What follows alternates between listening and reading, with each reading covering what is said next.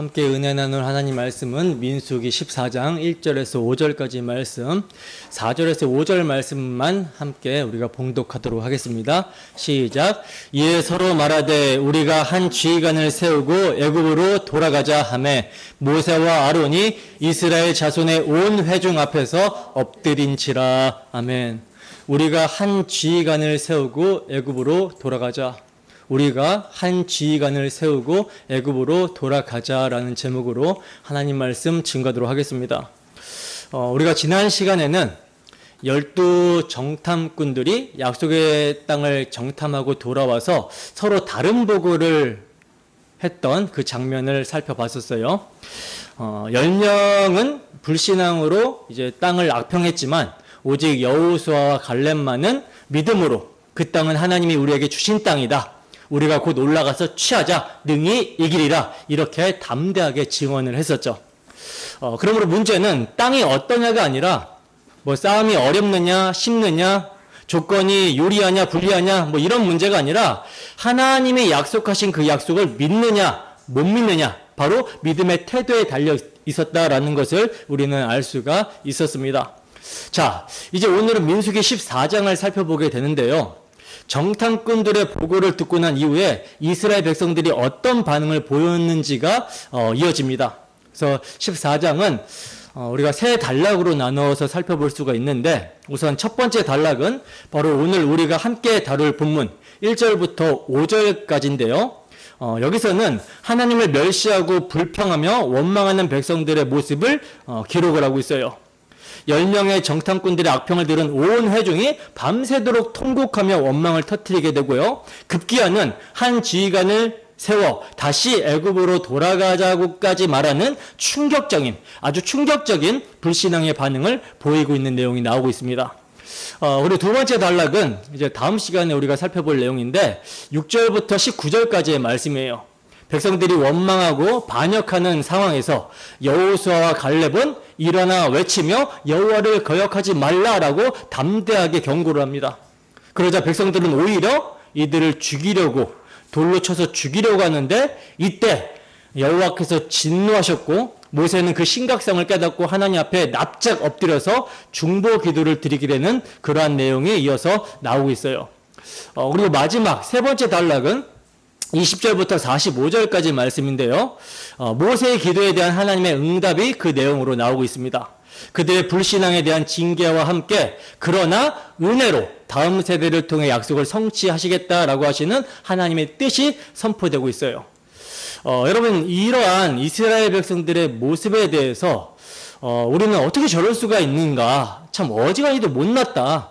못난 백성들이다. 답답하다라고 생각하면서 막 비웃을 수가 있는데 그런 성경은 이러라고 기록된 것이 아니죠. 성령께서 오늘 본문을 기록하신 것은요. 오늘 우리에게 경고하시고 우리로 하여금 스스로 돌아보게 하시려고 기록한 거예요. 때문에 본문을 통해 성령의 음성을 우리가 듣는다면 너희도 이와 같을 수 있다. 조심하라 라고 하는 경고의 메시지로 들어야 되는 것입니다. 그리고 동시에 이런 우리를 끝까지 포기하지 않으시고 가나안 땅을 넘어 하나님 나라까지 인도하시는 하나님의 열심과 하나님의 마음도 알아야 되는 거예요. 이 점을 사도 바울은 분명하게 이렇게 말씀합니다. 고린도전서 10장 11절 말씀입니다. 함께 있습니다. 시작. 그들에게 일어난 이런 일은 본보기가 되고 또한 말세를 만난 우리를 깨우치기 위하여 기록되었느니라. 아멘. 보세요. 여기서 사도 바울이 말한 그들에게 일어난 이런 일이 무엇입니까? 바로 출애굽 1세대가 약속의 땅을 눈앞에 두고 가데스 바네아에서 불신앙으로 원망하다가 결국 광야 40년 동안 엎드려진 사건을 말하는 거죠. 근데 사도는요, 이 사건들을 단순히 과거 이스라엘의 실패로 기록된 것이 아니라 본보기가 되었다라고 그래요. 본보기가 되었다. 본보기가 되었다라는 말은 뭡니까? 그들의 불신앙이 마치 거울처럼 우리에게 보여지고 있다라는 거죠. 그러니까 너희도 이럴 수 있다. 조심해라. 경고라는 거예요. 경고. 자, 그러면 그 본보기가 되는 대상이 누구냐? 사도는 말세를 만난 우리를 깨우치기 위하여 기록되었다라고 말씀합니다. 다시 말해 이 말씀은 출애굽기 당시 이스라엘 백성들만을 위한 것이 아니라 지금 신약을 살아가는 우리, 곧 종말론적 교회를 위한 교훈이라는 거죠. 그러므로 오늘 우리가 이 본문을 대할 때 오늘날 우리에게도 똑같이 일어날 수 있는 불신앙의 모습으로 받아들여야 되는 것이며, 동시에 이러한 우리를 끝까지 붙드시는 하나님의 열심과 은혜를 확인해 볼 수 있어야 되는 거예요. 자, 그러면 이제 성령의 조명하심을 구하며 본문 말씀을 함께 자세히 살펴보도록 하겠습니다. 본문 1절입니다. 함께 읽습니다. 시작. 온 회중이 소리를 높여 부르짖으며 백성이 밤새도록 통곡하였더라. 아멘. 보세요. 10명의 정탐꾼의 악평을 들은 온 회중이 소리를 높여 밤새도록 통곡했다고 합니다. 이게 뭘 의미하는 걸까요? 지금 이들이 철야를 하면서 울고 있는 것인데 이들이 밤새 기도하면서 운 것입니까? 아니죠. 이들이 하나님을 의지하면서 그 약속을 붙들면서 밤새 울고 매달리는 그런 경건의 기도가 아니었다라는 거예요. 이것은요, 그들의 불신앙이 이미 극에 달했음을 보여주고 있는 것입니다. 생각해 보세요. 어떻게 밤새도록 통곡할 수 있겠습니까? 통곡하는 도중에라도 하나님을 조금이라도 생각했다면, 내가 이러고 있을 때가 아니지, 제정신 차려야지, 하나님께 엎드려서 기도해야 된다, 이렇게 했을 거예요. 그런데 이들은 그렇게 하지 않았습니다. 그들의 제정신이 원래 이런 거였다는 거죠. 그냥 밤새도록 통곡하는 영성. 아니, 사실은 그건 경건의 껍데기에 불과한 모습이죠. 그들의 신앙 상태가 바로 이런 상태였다라는 것입니다. 그럼 왜 이렇게 이들이 밤새도록 통곡하며 원망했습니까? 그 이유는요, 분명합니다. 그 땅을 주시겠다라고 약속하신 하나님의 말씀을 귀담아듣지 않고 그냥 귓등으로 흘려버렸기 때문이라는 거예요. 하나님의 약속을 붙잡지 못하고 대신 눈앞에 보이는 안악 자손과 거인족과 견고한 성읍들만 바라본 결과가 바로 이러한 모습이라는 것입니다. 여러분, 여호수아와 갈렙도 현실을 무시한 게 아니었어요. 그들도 아낙 자손을 똑같이 봤습니다. 똑같이 견고한 성읍을 봤어요. 근데 결과는 달랐죠. 여호수아와 갈렙도 10명의 정탐꾼과 똑같은 현실을 봤지만 이건 우리의 먹이다. 하나님의 약속을 믿는 믿음으로 선포를 했습니다. 반면에 다른 10명은요. 우리는 메뚜기 같다라고 주저앉아 버렸어요. 차이가 어디에 있습니까? 초점을 어디에 두느냐? 여기에 있었죠. 똑같이 하나님의 언약을 알고 있었고 똑같이 가나안의 현실을 봤지만 여호수아와 갈렙은 믿음으로 하나님의 언약을 그 마음의 중심에 두었기 때문에 눈에 보여지는 현실이 아무것도 아니었던 거예요. 그냥 밥이었던 거죠. 밥. 가서 먹으면 되는 거예요. 그러나 언약을 붙들지 못한 자들에게는요. 현실이 너무나 커 보였고 감당할 수 없는 커다란 산처럼 보였던 겁니다. 그런데요. 지금 이러한 이스라엘의 모습은 우리의 본보기 거울이라고 했잖아요. 때문에 여러분 이것이 바로 영적 이스라엘인 교회에서도 동일하게 일어날 수 있는 그러한 현상이라는 거예요. 그러니까 오늘날도 여호수아와 갈렙처럼 믿음으로 하나님의 언약의 말씀을 마음에 품고 사는 사람은 어떠한 상황과 어떠한 어려움이 닥쳐와도 그 상황에 그 어려움에 침몰되지 않아요. 오히려 기록된 말씀으로 상황을, 환경을, 어려움을 해석하면서 그 현실 속에서 소망을 주시는 하나님을 바라보게 됩니다. 그러나 동일한 상황에서 믿음이 없는 사람은요.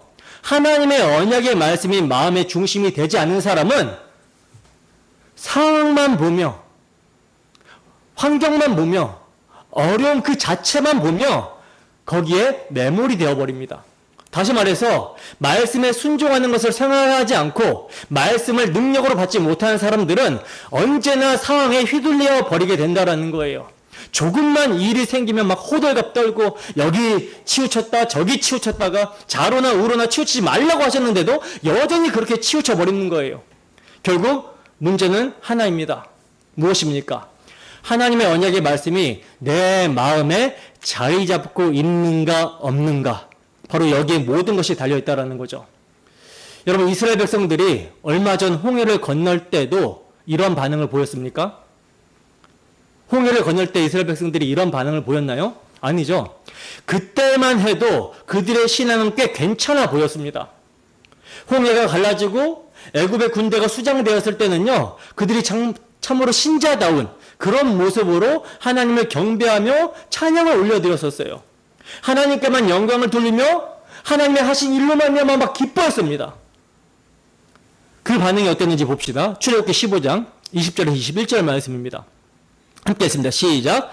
아론의 누이 선지자 미리암이 손에 소굴을 잡음에 모든 여인도 그를 따라 나오며 소굴을 잡고 춤추니 미리암이 그들에게 화답하여 이르되 너희는 여호와를 찬송하라. 그는 높고 영화로우시며 말과 그 탄자를 바다에 던지셨음이로다 하였더라. 아멘. 자, 이게 무슨 장면입니까? 홍해를 건넌 후에 하나님의 크신 팔로 애굽 군대를 수장시켜 버리는 것을 눈으로 본 아론의 누이 미리암이 손에 소굴을 잡으면서 모든 여인들과 함께 기쁨을 감추지 못하고 그것을 터뜨린 거예요. 찬양한 것입니다. 이것이 바로 홍해를 경험한 하나님의 크신 팔을 경험한 사람들의 고백이었다라는 거죠. 이 정도 돼야지 이제 정말 신자 같다. 이 정도 되면 하나님의 백성답다. 여호와의 군대 같다라고 할 수 있을 텐데 문제는 뭡니까? 이들이 이때만 잠깐만 그랬고 이 기쁨과 찬양이 오래가지 않았다라는 거예요. 잠깐뿐이었다라는 것입니다. 그들의 입술에는요 하나님을 높이고 영화롭게 하는 찬양이 터져 나왔지만 며칠이 지나지 않아서 또다시 불평과 원망이 이어졌어요. 홍해를 육지같이 건넜던 여호와의 군대가 어째서 이렇게 금세 절망의 모습으로 추락해버린 것입니까? 바로 이것을 통해서 우리가 알 수 있는 게 하나 있죠. 우리의 신앙은 고정적이지 않다라는 사실입니다. 나는 예전에 뜨거웠다. 내가 한때는 믿음이 좋았다. 이 고백이 지금 현재의 믿음을 보장해주지 못한다라는 거예요. 여러분, 우리의 신앙은 언제든지 흔들릴 수 있고요. 더 좋아질 수도 있고 더 낮아질 수도 있습니다. 똑같다는 없어요. 똑같다라고 말하는 신앙은 사실 퇴보한 신앙이죠. 왜냐? 살아있는 신앙이라면 성장해야 정상인데 제자리 걸음을 하고 있다? 이건 이미 후퇴한 거나 다름이 없다라는 거예요. 그러므로 우리는 언제나 우리 자신이 연약한 존재임을 깊이 깨달아야 됩니다. 날마다 하나님의 언약 앞에 하나님께서 베풀어 주신 기적 앞에 우리 자신을 세우지 않는다면 눈앞에 보이는 현실에 빠져 넘어질 수밖에 없다라는 거예요. 이스라엘 백성들이 반드시 기억해야 했던 것이 바로 이것입니다. 하나님께서 우리에게 어떤 언약을 주셨는가? 약속의 땅을 주시겠다라고 말씀을 하셨다. 그렇다면 그 언약을 이루시기 위해서 어떤 증거들을 표적으로 보여주셨는가? 바로 그것을 기억해야 된다는 거죠. 한번 생각해 보세요. 하나님은요, 당신의 언약을 이루시기 위해 이스라엘 백성들에게 수많은 기적들을 보여주셨습니다. 유월절 어린 양의 피, 애굽의 10가지 재앙, 반석에서 터져나온 생수, 하늘에서 내려온 만나와 메추라기, 이 모든 기적들이 어디서 비롯된 겁니까? 이 모든 게 단순한 사건이 아니라 하나님이 자기 언약에 신실하셨기 때문에 그 언약을 반드시 이루시겠다라고 하셨기 때문에 자기 백성들에게 보여주신 증거들이었어요. 그런데 이스라엘은 어땠습니까? 그것을 잊어버렸던 것입니다. 기억하지 못했다라는 거예요. 그래서 눈앞에 있는 안악 자손과 그들의 견고한 성읍만 크게 보였다라는 거죠. 여러분, 여기서 우리는 교훈을 받게 되죠. 우리도 그들과 동일하다는 교훈입니다. 즉 우리도 하나님께서 우리에게 주시겠다라고 하신 언약, 곧 하나님 나라를 기억해야 된다라는 거예요. 그리고 그 나라를 위해 이미 이루어주신 예수 그리스도의 십자가 대속을 기억해야 된다라는 것입니다. 날마다 어린 양의 보혈을 의지하지 않는다면 우리는 죄와 정죄에 빠질 수밖에 없고요. 반석 대신 그리스도의 십자가에서 흘러나온 생수로 날마다 채워지지 않는다면 우리의 영혼은 곧 메말라 버리고 만다라는 거예요. 생명의 떡이신 그리스도의 말씀을 먹지 않는다면 세상의 유혹 앞에 쓰러져 버리고 마는 것입니다. 그러므로 우리의 신앙은요, 언제나 하나님의 언약과 그 언약을 성취하신 십자가의 기적 앞에 세워져야 되는 거예요. 하나님 나라는요, 십자가 대속의 피를 붙들지 않고는 그 외에는 어떤 것으로 갈 수가 없어요. 어떤 것으로도 갈 수가 없습니다. 그리고 우리는 그 피를 의지하는 우리의 삶 속에서 경험되는 하나님의 보호하심과 인도하심의 손길을 기억해야 되는 거예요. 이것을 기억하고 붙드는 성도는 상황 앞에서 흔들리지 않을 수 있는 것이죠. 하지만 하나님의 언약을 십자가로 이루신 그 놀라운 기적, 긍휼이 풍성하신 하나님이 자기 아들을 죄인인 우리를 대신하여 화목제물로 내어주시기까지 확증하여 보여주신 죄 용서의 사랑, 부르심의 소망을 주시고 성도 안에 기업의 영광을 주시며 자녀 되게 하시며 상속자가 되게 하신 하늘의 모든 신령한 복을 우리에게 주시겠다라고 하신 그 구원의 은혜를 잊어버린 성도는 현실 앞에서 불평하고 원망할 수밖에 없게 되는 거예요. 그렇기 때문에 우리는 반드시 하나님의 모든 언약을 이루신 아들의 십자가와 하나님의 은혜의 손길을 날마다 기억해야 되는 것입니다. 이것을 기억하고 있다면 우리가 이스라엘 백성들처럼 불평하고 원망하는 이러한 죄를 짓지는 않을 수 있게 되는 것이죠. 본문 2절 보겠습니다. 함께 했습니다. 시작. 이스라엘 자손이 다 모세와 아론을 원망하며 온 회중이 그들에게 이르되 우리가 애굽 땅에서 죽었거나 이 광야에서 죽었으면 좋았을 것을. 아멘. 보세요. 이스라엘 자손들이요, 모세와 아론을 원망하다가 이제 진짜 선을 넘어버립니다. 지금 이스라엘 백성들이 하고 있는 한탄 섞인 고백을 한번 보세요. 애굽 땅에서 죽었거나 광야에서 죽었으면 좋았었거늘. 여러분, 이 고백이 얼마나 끔찍한 고백입니까? 입이 방정이라는 말이 딱 맞는 말이죠. 굳이 이렇게 말해야 됐을까요? 지금 백성들이 원망을 하는데 성경은 온 회중이 다 원망하였다라고 증거를 하고 있어요. 몇 명입니까, 이들이? 장정만 60만 3,550명이에요. 여자와 아이들까지 합하면 200만 명이 넘는 사람들이요, 한 목소리로 원망을 쏟아내고 있는 것입니다. 근데 생각을 한번 해보세요. 그들 가운데 믿음이 좋은 사람이 단 한 명도 없었을까요?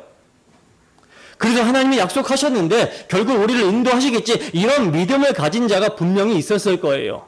그러나 문제는 뭐냐? 군중 심리입니다. 군중 심리. 정탐꾼들이 밤새도록 울고 통곡하니까 옆에서 가만히 바라보던 사람들도 막 동요가 되는 거예요. 나는 하나님의 약속이 더 분명하게 생각나는데 내가 지금 비정상적인가? 내가 너무 광신적으로 믿는 건가? 이런 혼란이 밀려왔다라는 거죠. 다수가 울고 있으면 혼자 믿음으로 서 있는 것이 오히려 더 이상하게 보이는 거예요. 여러분, 죄와 불신앙이라는 게 이렇게 퍼지는 겁니다. 마치 누룩이 퍼지듯, 암덩어리가 번지듯 단번에 공동체 전체를 덮어버리는 거예요. 우리가 늘 예배하며 말씀과 기도로 경건을 훈련해야 되는 이유가 여기 있는 것이죠. 경건을 훈련하지 않으면요, 우리가 경건을 훈련하지 않으면, 하나님께서 은혜의 방편으로 허락하신 것을 훈련하지 않으면, 사용하지 않으면 지각을 사용할 수가 없어요. 지각을. 옳고 그름을 판단하지 못하게 됩니다. 옳고 그름을 판단하지 못하게 되면 교회 안에서 어떤 일이 생기느냐? 질서가 무너지게 됩니다. 경건하지 못한 태도, 경외함 없는 죄의 분위기, 불신앙의 문화가 순식간에 누룩처럼 퍼져서 공동체 전체를 주저앉게 만들어버리는 거예요. 단적인 예로 이런 걸 한번 생각해 보세요. 만약 교회 지체들이 예배 가운데의 은혜를 사모하며 모두가 20-30분 전에 와서 기도로 준비한다면 처음 오는 사람들도 자연스럽게 여기는 예배 전에 와서 미리 이렇게 준비하는 곳이구나 라는 것을 배우게 됩니다. 근데 반대로 누군가가 습관적으로 지각을 하기 시작하면요, 금세 분위기가 교회에 퍼져버려요. 그러면 처음 오는 사람도 뭐 찬양 시간에 들어가도 되고 설교만 들으면 되는구나 라고 이렇게 생각하게 된다라는 거죠. 이게 바로 분위기, 문화의 무서움입니다. 이런 예를 또 들 수가 있는데, 만약 교회 안에서 어떤 일이든지 복음의 은혜에 빚진 마음, 감사하는 마음으로 봉사가 필요할 때마다 모두가 제가 하겠습니다, 기쁨으로 이렇게 자원한다면요, 처음 온 사람도 자연스럽게 이 공동체는 하나님께 드리는 일이라면 정말 앞다투어 헌신하는 곳이구나, 이렇게 배우게 되겠죠. 근데 반대로 복음의 은혜에 대한 감사나 자원하는 마음 없이 뭐 내가 아니면 뭐 다른 사람이 하겠지 하고 외면하거나 형식적으로 마지못해 누가 시켜서 하는 모습이 지속적으로 나오게 된다면 금세 그 분위기가 교회에 퍼져버려요. 마찬가지입니다. 지금 이스라엘 진영 전체가 밤새도록 통곡하고 원망하는 분위기에 휩싸여 버렸어요. 그러니 이 상황 속에서 갈렙과 여호수아가 믿음의 고백을 외쳤다라는 것은요, 정말 엄청난 믿음이었던 것입니다. 모두가 울고 통곡하고 있을 때, 200만 명이 모두가 다 울고 통곡하고 있을 때, 아니야! 하나님이 그거 약속하셨어! 울 때가 아니야! 우리 취하러 가자! 라고 외친 이들의 고백은 분위기에 휘둘리지 않고 어디에 초점을 맞춘 신앙이에요? 하나님의 말씀에 초점을 맞춘 그러한 신앙이었고 고백이었던 거예요. 근데 보세요. 백성들이 뭐라고 합니까? 차라리 애굽 땅에서 죽었거나 이 광야에서 죽었으면 좋았을거늘. 여러분, 이게 그냥 나온 말일까요? 아닙니다. 이건 그들의 불신앙이 언어로 터져 나온 거예요. 근데 문제는 뭐냐? 말이 씨가 되어버렸다는 거죠. 하나님께서 그들의 말을요 들어버리셨어요. 그래서 어떻게 됩니까? 그들이 말한 대로 다 광야에서 죽게 됩니다. 그리고 보세요. 3절에서는 뭐라고까지 하냐면 칼에 죽고 우리 아내들과 자식들이 사로잡힐 것이다 라고까지 말을 합니다. 근데 결과는 정반대였죠. 부모 세대는 1세대는 광야에서 다 엎드려졌고 오히려 자식 세대가 약속의 땅에 들어가게 돼요. 이게 뭘 보여주는 겁니까? 불신앙의 고백은 자녀를 낳지만 하나님의 약속은 반드시 이루어진다라는 사실을 보여주고 있는 거예요. 그래서 정확하게 1세대, 그들의 자식들, 2세대들은 약속의 땅에 들어가게 되지만 1세대들은 광야에서 다 죽고요. 여호수아와 갈렙 이들만 약속의 땅에 들어가게 됩니다. 이것이 불신앙의 무서운 결과였어요. 여러분, 우리의 모습은 어떻습니까? 혹시라도 부지 중에 이런 불평과 원망이 터져 나오고 있지는 않습니까? 만약 그렇다면 이렇게 사는 게 낫겠다, 저렇게 사는 게 낫겠다, 차라리 죽는 게 낫겠다라고 하는 불평 대신에 차라리 하나님께 간구하세요. 하나님은 어차피 다 들으십니다. 어차피 하나님이 다 들으신다면 우리가 무엇을 하나님께 들려드려야 되겠습니까? 불평과 원망의 소리입니까? 아니면 간구의 기도입니까? 간구의 기도를 들려드려야 되죠. 하나님, 지금 제 상황이 감당이 안 됩니다. 저의 믿음을 도와주세요. 저의 믿음 없음을 도와주세요. 하나님을 원망하는 것이 아니라 하나님의 선하심을 믿을 수 있도록 도와주세요. 저 안악자손과 견고한 성읍들이 너무나 큽니다. 저를 좀 도와주세요. 믿음을 잃지 않게 해주세요. 하나님의 행하심을 좀 보여주세요. 이런 기도를 드리라는 거예요. 어차피 다 들으시니 원망 대신 간구로 하나님 귀에 들리게 하라는 것입니다. 여러분, 이스라엘 백성들이 불신앙의 나락으로 떨어진 이유가 무엇입니까? 앞서 말씀드린 대로 하나님의 언약과 하나님이 베푸신 기적을 잊어버렸기 때문입니다. 하나님의 약속, 언약과 하나님의 베푸신 기적, 유월절 어린 양의 피의 정신을 잊어버렸기 때문이에요. 그래서 하나님께서는 그들에게 유월절을 지키라고 절기를 주신 것이죠. 그들이 이렇게 배은망덕할 것을 아셨기 때문에 너희는 유월절을 대대로 지킬지니라 하고 명령을 하신 것입니다. 왜 유월절입니까? 유월절은요, 이스라엘 백성들이 자신들의 힘과 능력으로 애굽에서 나온 것이 아니라 오직 하나님의 은혜로 출애굽하게 되었다라는 것을 기억하게 하는 절기, 기억하게 하는 사건이었기 때문에 그래요. 사실 이스라엘 백성들도 애굽 사람들과 똑같이 심판받아 마땅한 죄인인데 그들의 조상들에게 맹세하시고 언약하신 긍휼에 풍성하신 하나님의 은혜로 애굽의 장자들을 치는 죽음의 재앙 때에 하나님의 이스라엘 장자들은요, 유월절 어린 양의 피로 대속하시고 그 안에서 이스라엘 전체를 속량하여 자기 백성 삼으시사 그 애굽에서 건져내신 거예요. 이것이 유월절입니다. 때문에 이 하나님의 은혜를 기억하게 하기 위해서 하나님은 유월절 절기를 대대로 지키라 이렇게 명령하신 거라는 거죠. 내가 너희를 내 아들을 상징하는 유월절 어린 양의 피로 애굽왕 바로의 손에서 건져냈다. 그러니 앞으로 어떤 장벽이 닥쳐도 어떤 안악자손이 앞을 막아도 두려워하지 말아라. 내가 너희를 구원한 너희 하나님 여호와다. 이 사실을 기억하라는 거죠. 하지만 이들이 가나안 땅에 들어간 후, 정착한 후 어떻게 되었습니까?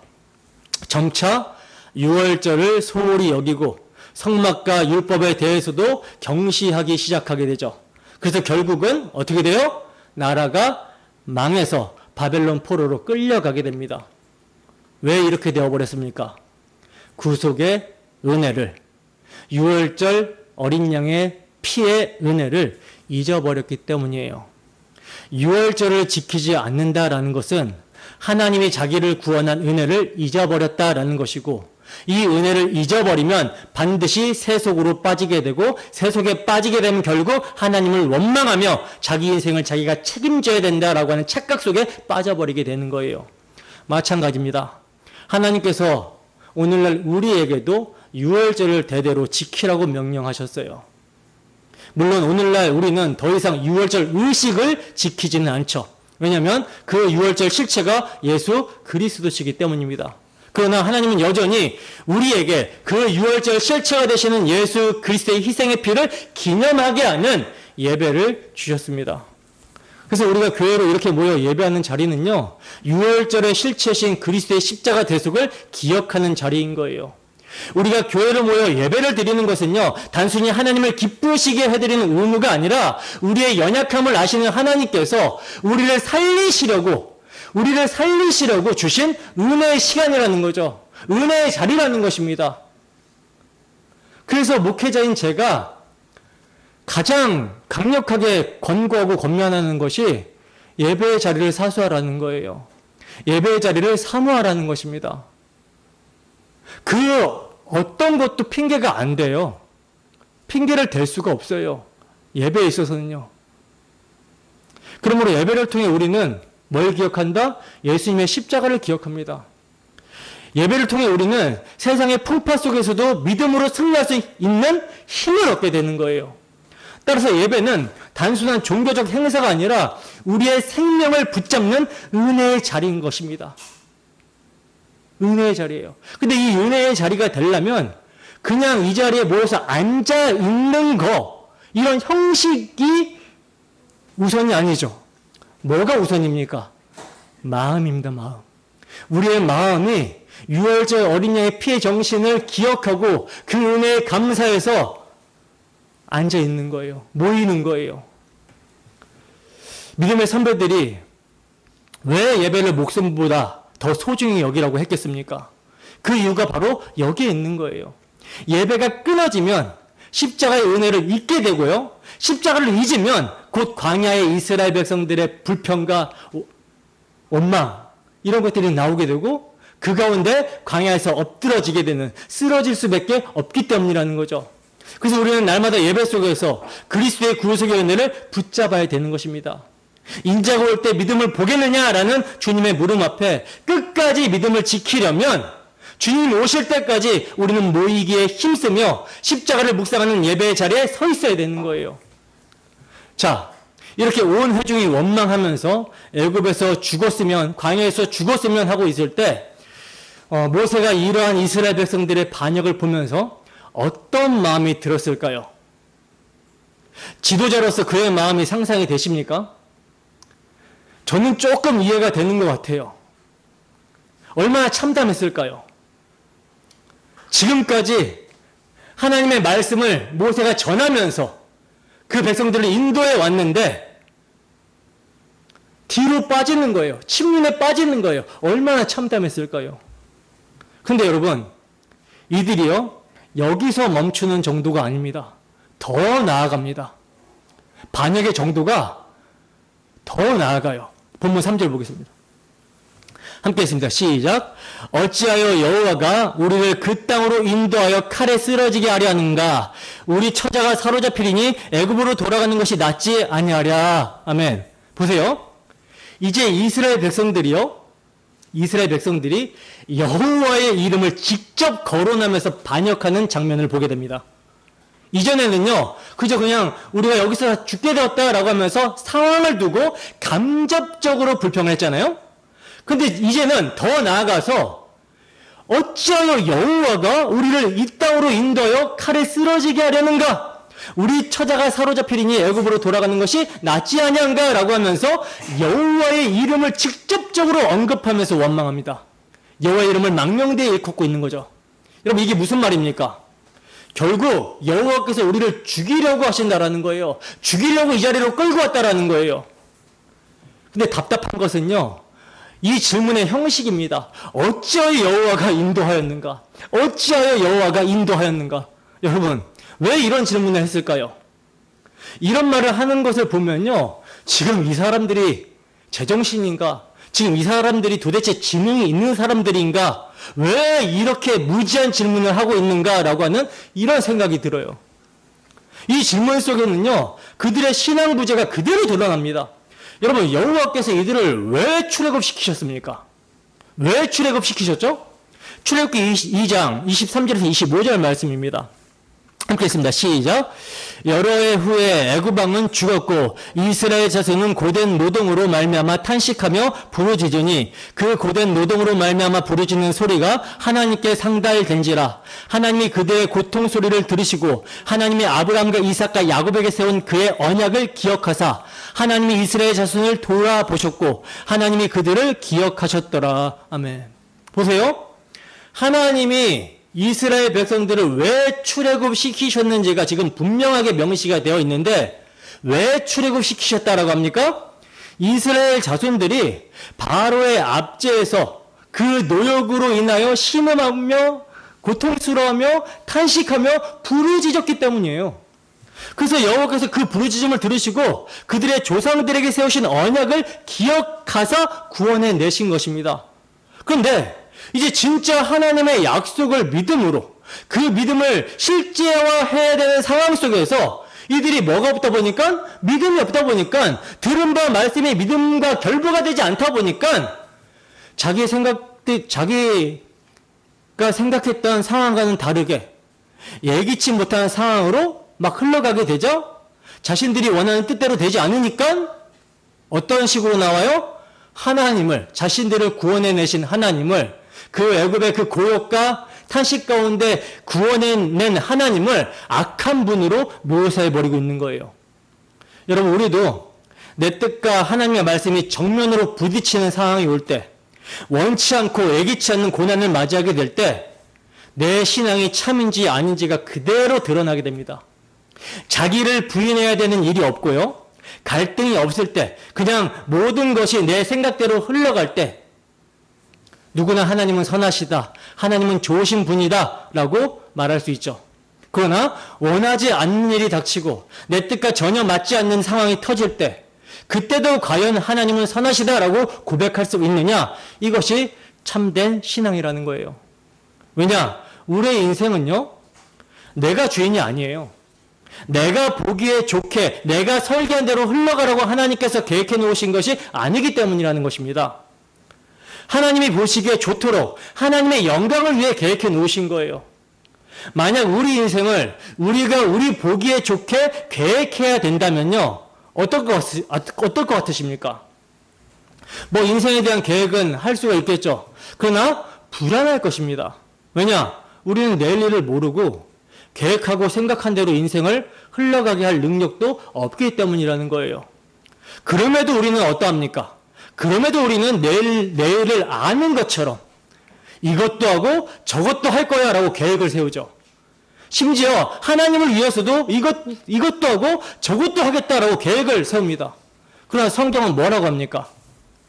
야고보 사도는요, 내일 일을 너희가 알지 못하는도다. 너희 생명이 무엇이냐? 너희는 잠깐 보이다가 없어질 안개니라. 너희가 도리어 말하기를 주의 뜻이면 우리가 살 것이고 이것이나 저것을 하리라, 이렇게 말해야 된다라고 말씀합니다. 그러니까 내일은요, 우리의 소관이 아니라 주님의 소관이라는 거예요. 때문에 우리는 청지기로서 주님께서 내게 허락하여 주신 오늘이라는 시간을, 또 오늘날 나의 몸을, 오늘날 내게 허락하신 물질을 주님의 뜻대로 주님의 말씀 앞에 순종하며 사용하면서 청지기로 살아가면 되는 거예요. 언약에 전능하시고 신실하신 하나님을 믿으며 오늘 하루 그분의 말씀을 믿음으로 순종하라는 것입니다.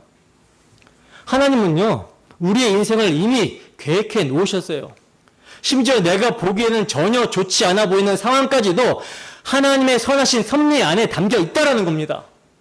그러므로 하나님의 백성이라면 주어진 오늘에 감사하며 성실히 살면서 그분의 주권을 신뢰하며 찬송으로 그 길을 걸어야 된다라는 거죠. 근데 이스라엘 백성들은 그렇게 하지 않았습니다. 만약 하나님께서 그들을 죽게 하실 작정이셨다면 애굽에서 칼을 맞아 죽게 했을 거예요. 아니면 홍해를 건너지 못하게 하시고 홍해에 빠져 죽게 하셨을 것입니다. 근데 하나님은 그렇게 하지 않으셨어요. 왜냐? 하나님의 뜻은 그들을 약속의 땅으로 인도하여 그곳에서 하나님이 친히 그들의 왕이 되시고 그들과 언약을 맺으시며 그들이 하나님을 찬송하는 백성이 되게 하시는 것이었기 때문입니다. 문제는 이들의 마음속에 하나님의 선하심에 대한 지식이 없었다라는 거죠. 여러분, 하나님은 선하시다. 하나님은 선하시다. 이 교리는 굉장히 중요한 교리입니다. 이 확신이 있잖아요. 그러면 아무리 이해할 수 없는 상황이 닥쳐도 버텨낼 수 있고 끝까지 하나님을 신뢰하면서 순종할 수가 있어요.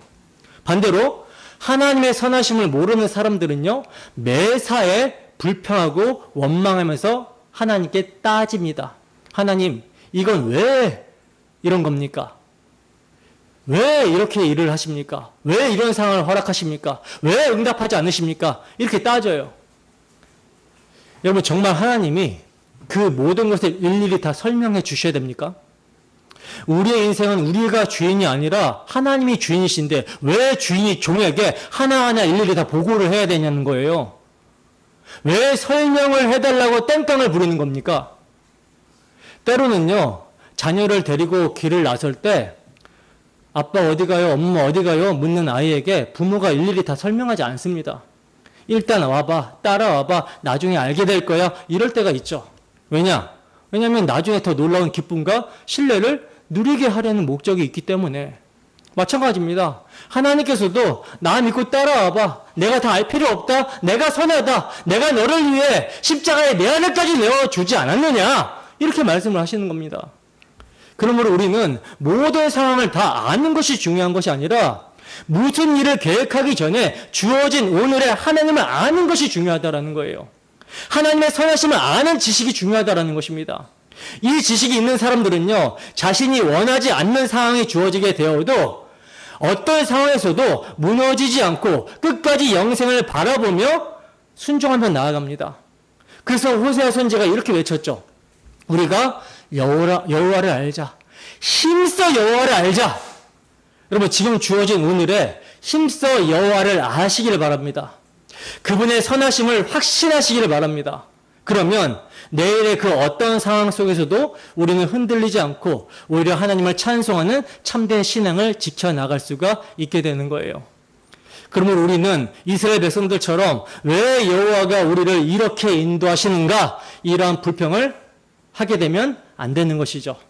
자기 아들을 내어주시기까지 우리를 사랑하신 하나님은 선하시다. 그 하나님이 내가 원치 않는 상황으로 인도하신다 하더라도 선하시다라는 것을 믿고 주어진 오늘에 감사하며 주의 말씀에 순종해야 되는 것입니다. 자, 그런데요, 지금 이스라엘 백성들의 반역이 아직 끝이 아니에요. 더욱 심해집니다. 본문 4절입니다. 함께 했습니다. 시작. 이에 서로 말하되 우리가 한 지휘관을 세우고 애굽으로 돌아가자 하매. 보세요. 지금 이스라엘 백성들이 어디까지 나아가고 있습니까? 어디까지 나아가고 있죠? 한 지휘관을 세우고 애굽으로 돌아가자라고 그러죠. 저는요, 이 발언이 반역의 최고치라고 생각합니다. 반역의 최고치. 단순히 불평하고 원망하는 정도가 아니라 이제 아예 조직적인 합의를 이루어 반역을 도모하고 있는 거예요. 본문은요, 서로 말하되라고 기록하고 있죠. 서로 말하되. 너도 그렇지? 나도 그래. 우리 함께 돌아가자. 지금 여러분 뜻이 하나로 모아진 거예요. 근데 그 합의된 뜻이 무엇입니까? 바로 애굽으로 돌아가자. 우리가 같이 함께. 여러분, 이스라엘은 출애굽 이후 두 번의 치명적인 죄를 범했는데요. 첫 번째는 호렙산, 그 시내산 언저리에서 금송아지를 만들어 놓고 이것이 우리를 인도하여 낸 여호와다라고 말하며 우상을 섬겼을 때였고요.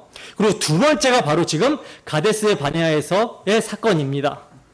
시내산에서는 금송아지를 세워놓고 우상 숭배를 했었고, 가데스 바네아에서는 한 지휘관을 세워 하나님을 버리고 애굽으로 돌아가자라고 합니다. 이것이야말로 엄청난 반역 아닙니까?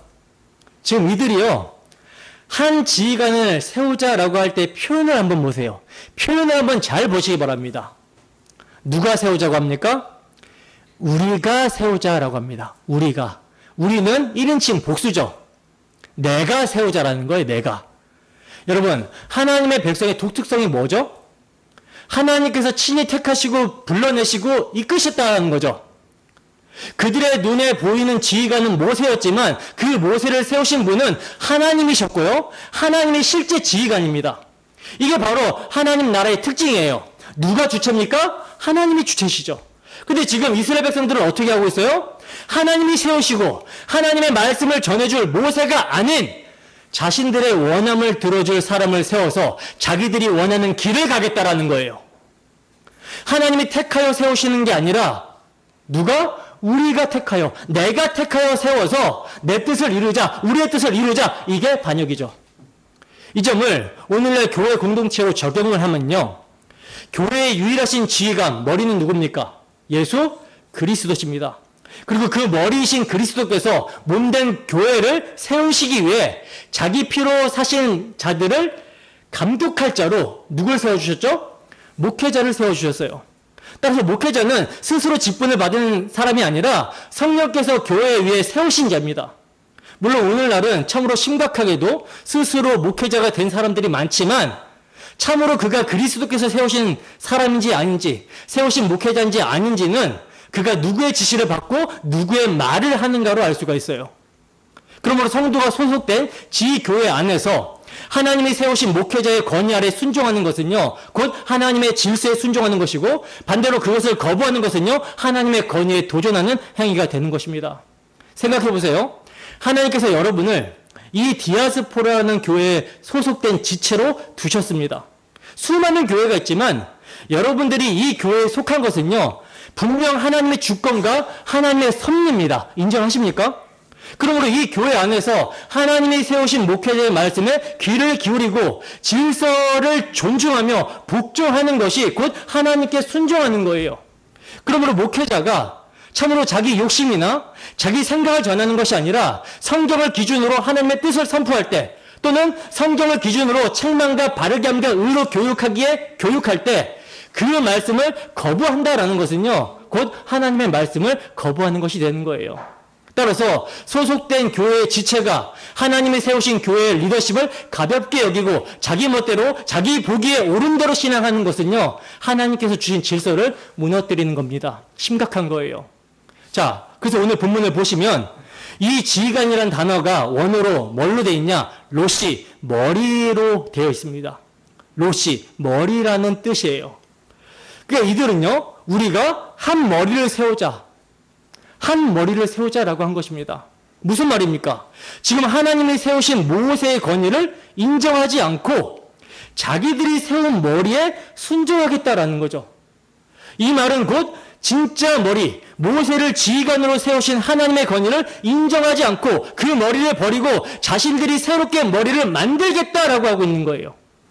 여러분, 이게 얼마나 무서운 반역입니까? 골로새 교회에 침투했던 이단들이 바로 그러했습니다. 골로새서 2장 19절 말씀에 보면요, 사도 바울이 뭐라고 하냐면 그들은 머리를 붙들지 아니하는 자라, 이렇게 말씀하고 있어요. 머리를 붙들지 아니하는 자라. 그러니까 머리 대신 그리스도의 권위로 말씀을 전하는 사도들의 말을 듣지 않고 자기들이 머리 노릇하려고 하는 것이 이단의 본질이며 적그리스도의 영에 미혹된 자들의 특징이라는 거죠. 그런데요, 지금 이스라엘 백성들이 바로 그 짓을 하고 있는 것입니다. 생각해 보세요. 만약 그들이 머리를 세워서 애굽으로 돌아간다 한들 그 머리가 끝까지 머리로 남을 수 있습니까? 우리가 한 지휘관, 한 머리를 세우자라고 했으니까 사실 뭐예요? 우리라는 말은 1인칭 복수라고 했기 때문에 사실 자기가 머리가 되어서 자기 마음대로 하겠다라는 거잖아요. 근데 그렇게 자기가 머리가 되어서 애굽으로 돌아가게 되면 그 자신이 끝까지 머리로 남을 수가 있겠냐는 거예요. 그럴 수 없습니다. 왜냐? 결국 애굽으로 돌아가게 되잖아요. 그러면 또다시 바로왕이 상징하는 사탄이 그들의 머리가 되는 거예요. 마치 아담과 하와가 하나님이 아닌 자신이 머리가 되고자 사탄의 말을 듣고 선악과를 따먹고 반역했을 때 결국 그들이 머리가 된 것이 아니라 사탄이 그들의 머리가 된 것과 같이 하나님이 세우신 머리를 거부하고 자신이 머리가 되는 순간 다시 사탄이 머리가 되어버리는 거예요. 중립이란 없습니다. 자, 그러면 어떻게 됩니까? 이제 또다시 뭐가 시작이 되는 거예요? 고역이 시작이 되는 거죠. 종살이가 시작될 뿐이라는 거예요. 근데 그럼에도 이스라엘은 그 사실을 모르고 미련하게 자기 눈앞에 두려움과 헛된 욕망 때문에 하나님을 버리려고 하고 있는 것입니다. 그리고 이들이 애굽으로 돌아가자라는 말은요, 단순한 후퇴를 말하는 것이 아니에요. 성경은 분명하게 말합니다. 민수기 14장 13절 말씀입니다. 함께 했습니다. 시작. 너희가 사로잡히겠다고 말하던 너희의 유아들은 내가 인도하여 드리리니 그들은 너희가 싫어하던 땅을 보려니와. 아멘. 보세요. 지금 악평하는 정탐꾼들의 말을 들은 1세대들이 약속의 땅을 뭐 했다라고 그래요? 싫어했다라고 그러죠. 아니, 어떻게 하나님의 약속의 땅을 싫어할 수가 있을까요? 왜 싫어했을까요? 하나님이 싫으니까 그 땅도 싫은 거죠. 그 땅에 들어가면 하나님이 왕이 되시고 하나님이 머리가 되시잖아요. 그래서 그 땅이 싫은 겁니다. 그러니 하나님이 세우신 지휘관 모세도 싫은 거예요. 여러분, 이것은요, 처음에 만나를 대했던 태도와 똑같습니다. 처음에 만나를 대했던 태도. 이들이 처음에는 만나를 어떻게 생각했어요? 꿀 섞인 과자 같다라고 하면서 막 기뻐했어요. 그러나 조금 지나자 어떻게 나와요? 이제 우리의 눈에는 만나밖에 안 보인다라고 하면서 불평합니다. 약속의 땅도 마찬가지예요. 처음에는요, 젖과 꿀이 흐르는 땅이라고 하면서 막 기대하고 좋아했습니다. 그런데 현실의 어려움 앞에서는 어떻게 돼요? 금세 싫어해버리더라는 거예요. 여러분, 오늘날 우리의 모습은 어떻습니까? 혹시 마음속으로 차라리 예수 믿기 전으로 돌아가는 게 낫겠다. 혹은 복음을 알기 전 내 마음대로 신앙했을 때가 낫지 않냐? 아, 이때로 돌아오고 싶다. 뭐 이런 생각이 들 때는 없습니까?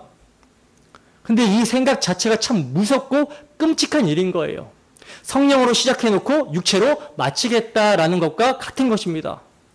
여러분, 광야에서 순종하지 않음으로 죽게 된 이스라엘을 기억하시기 바랍니다. 다시는 머리 대신 그리스도를 버리고 애굽으로 돌아가려는 생각을 해서는 안 된다는 거예요. 우리의 머리는 예수 그리스도시며 모든 건의와 질서는 그분으로부터 옵니다. 따라서 머리를 붙드는 것, 머리의 지시를 받는 것이 하나님의 뜻이에요.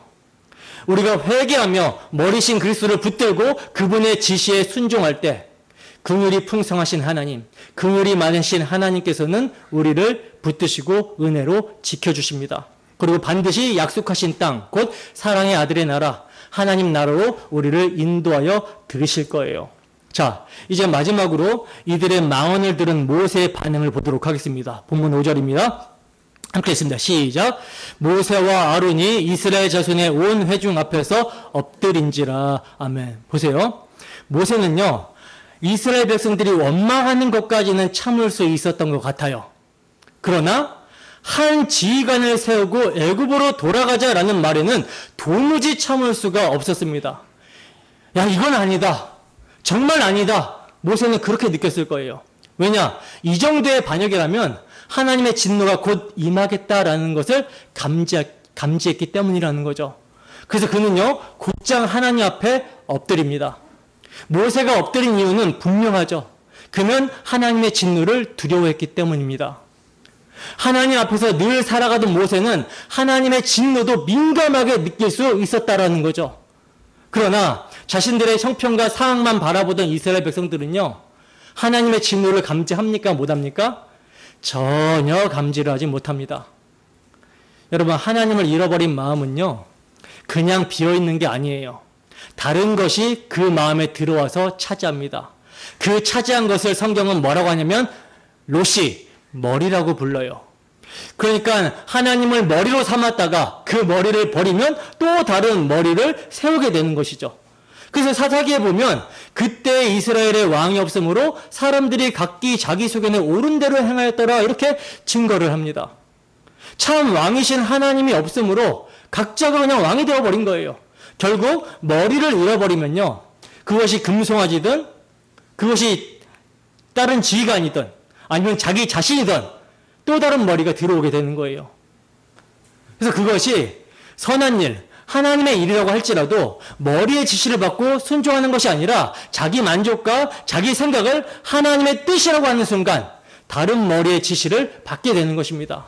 그러나 그러한 자들에게는요, 약속의 땅이라는 소망이 어떻게 돼요? 사라지게 되고 남는 것은 죽음의 땅, 애굽, 사망의 음침한 골짜기일 뿐이라는 것입니다. 여러분, 인간의 죄성은 변하지 않습니다. 우리의 심령에도 여전히 반역의 뿌리가 남아있고요, 애굽에 대한 미련이 남아있어요. 금송아지는 무엇입니까? 금송아지는 탐심입니다. 탐심. 성경은 우상은 곧 탐심이라고 말씀을 하고 있어요. 우상 숭배는 곧 탐심이다.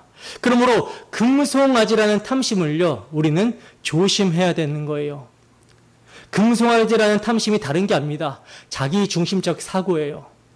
또 한 지휘관은 무엇입니까? 또 한 지휘관, 바로 자기 자신입니다. 내가 머리가 되겠다. 내가 지휘관이 되겠다. 내 마음에 원하는 것을 하겠다. 이게 우리의 죄성이라는 거죠. 그러나 주님은 이렇게 말씀하십니다. 누구든지 나를 따라오려거든 자기를 부인하고 자기 십자가를 지고 나를 따르라. 머리는 누구세요?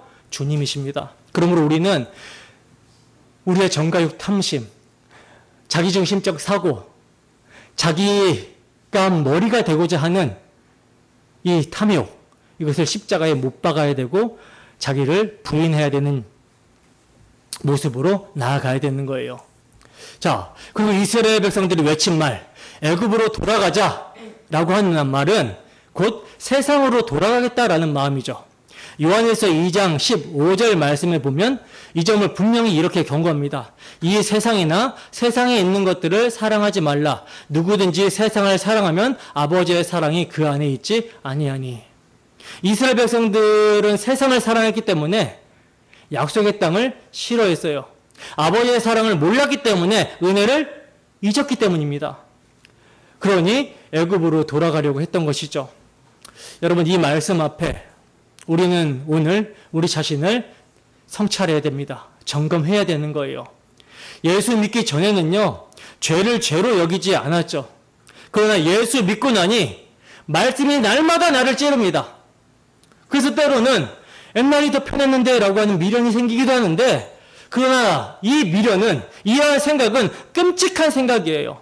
아버지의 사랑을 모르면요, 반드시 세상으로 끌려가게 됩니다. 그러면 우리가 붙잡아야 될 것은 하나님의 사랑이에요. 하나님이 우리를 얼마나 사랑하셨는지, 십자가에서 자기 아들을 내어주셨다라고 하는 사실을 알아가야 되는 것입니다. 아는 게 우선이에요. 우리가 해야 되는 가장 위대한 일은요, 하나님을 위해서 내가 뭔가를 하겠다, 그 어떤 행위를 하기 이전에 지식에 넘치는 아버지의 사랑, 그리스도의 사랑을 알아야 되는 것입니다. 힘써 여호와를 알아야 되는 거예요. 그래서 그 사랑을 참으로 알고 붙들고 참으로 의지하는 자가 그분이 세우신 말씀의 건의와 질서에 순종하며 어떤 상황 속에서도 흔들리지 않고 범죄하지 않고 끝까지 약속의 땅, 사랑의 아들의 나라를 사모하며 달려갈 수 있게 되는 것입니다. 바울 사도가 고백하듯이 내가 선한 싸움을 싸우고 달려갈 길을 마치고 믿음을 지켰느니라고 했던 것처럼 그렇게 믿음을 지킬 수가 있는 거예요. 그러므로 이러한 은혜가 오늘 우리 모두에게 충만하게 임하기를 주님의 이름으로 축원합니다. 기도하겠습니다.